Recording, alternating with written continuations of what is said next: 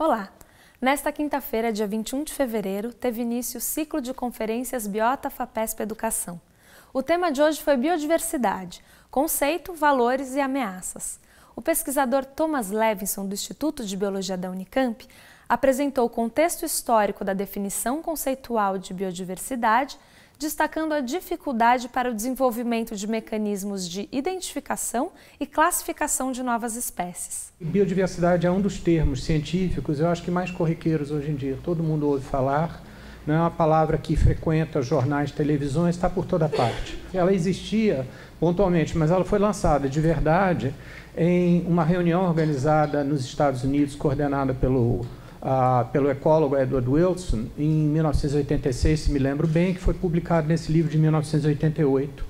Esse primeiro livro que lançou a ideia que reuniu, quando digo uma nova ideia antiga, é que os componentes da biodiversidade não começaram a ser estudados há 25 anos atrás, mas eles foram reunidos, foram ordenados assim, sob uma palavra, como um conceito unificador pela primeira vez nessa época. Quantas espécies, então, tem no mundo?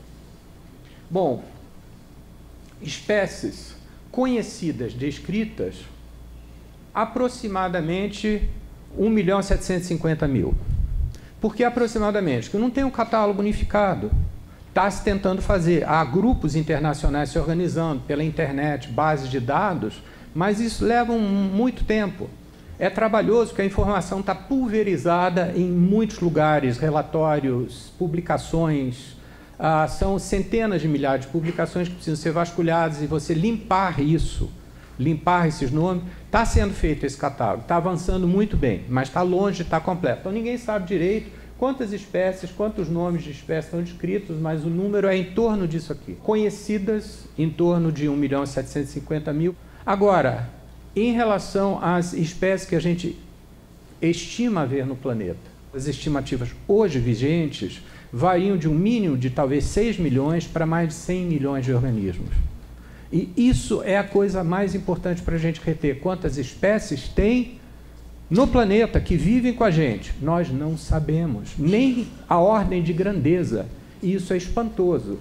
Daria para saber, para descrever todo mundo? Dá. Quanto custa? O trabalho que eu comentei para vocês, que saiu recentemente na Science, esse grupo estimou que precisaria de cerca de 500 milhões a 1 bilhão de dólares por ano durante 50 anos para a gente descrever a maioria das espécies do planeta. Isso é um monte de dinheiro, não é?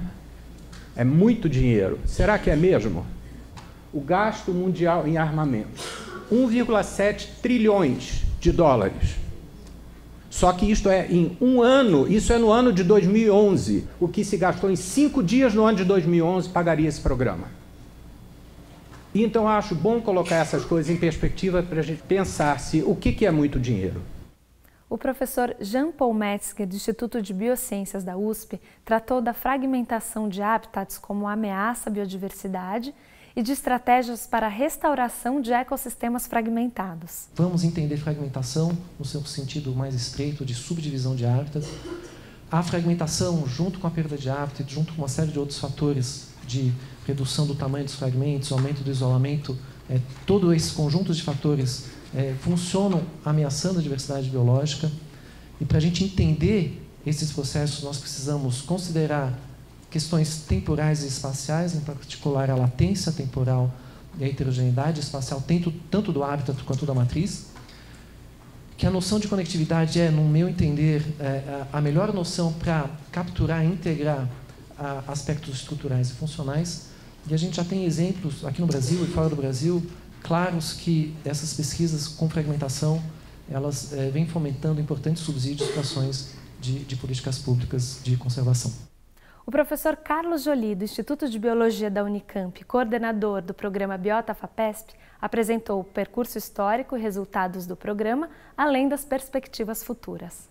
O conhecimento da biodiversidade, tanto na América Latina como no Brasil especificamente e também no estado de São Paulo, a gente tinha uma situação onde você tinha uma quantidade muito grande de dados e de informações, mas realmente faltava uma maneira de reunir e de integrar isso que permitisse uma compreensão de como é que esses processos se formam. E menos ainda em termos de usar de uma maneira sustentável. Publicamos uma quantidade bastante grande de artigos, com uma média de fator de impacto. A relevância que a revista na qual você publicou tem no cenário internacional, uma coisa que é calculada. E, além disso, publicamos 16 livros e 2 atlas, né? São alguns dos livros que a gente publicou, de peixes e plantas de cerrado, os atlas de vegetação do estado de São Paulo. Descrevemos um conjunto grande de espécies novas. Pela palestra do Thomas, vocês podem ver que 2.000 não é nenhum número exagerado, né? Pela nossa assumida falta de conhecimento de vários dos grupos importantes, e tivemos uma atuação bastante expressiva na formação de recursos humanos, né? Em 2009, o programa acabava.